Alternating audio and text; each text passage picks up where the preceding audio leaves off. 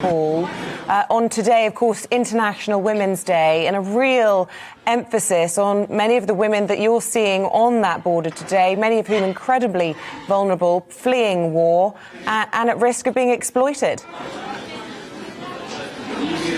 Yeah, absolutely. It is remarkable, Isabel.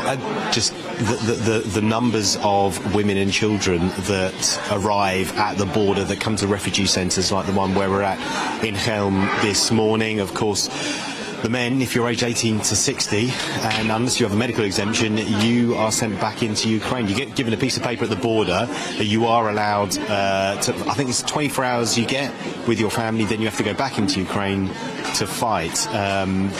We did meet a father yesterday who was allowed into the country. I think if you're a single parent, and then you are allowed to continue with your children. But most men, you know, fathers, uncles, brothers, are sent back to fight in Ukraine, leaving the women to make the journey alone with their children. So, I mean, if you look around here at the Helm Centre, you know, very difficult to see any men aged 18 to 60, lots of women with children here waiting to take some of the buses. There's two large coaches outside with German number plates heading for Germany, and then we've just been speaking actually over here, these chaps over here in the corner. They didn't want to talk to us because of their English, but they're heading to another part of Poland. They're here to collect 20 people, they say, today.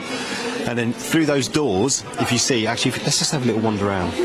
If you come over here, this is the registration part. This is where people initially come to register, and then they can spend the night here at what is essentially a converted sports hall. This, normally, in there would be people playing five-a-side football, basketball, etc. But through there, we're not going to go in there because, of course, we're respecting their dignity and reporting with sensitivity. People in there are on camp beds at the moment, so they're sleeping, space for about 300 or 400 people. To spend the night here if they need to. Some people actually are sleeping just around the corner here today.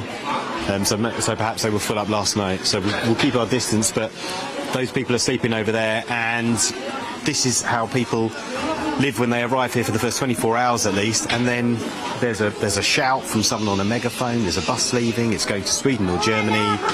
There's 5 places on it. Do you want to go? You've got 5 minutes to make a decision, and then people jump on the bus and off they go.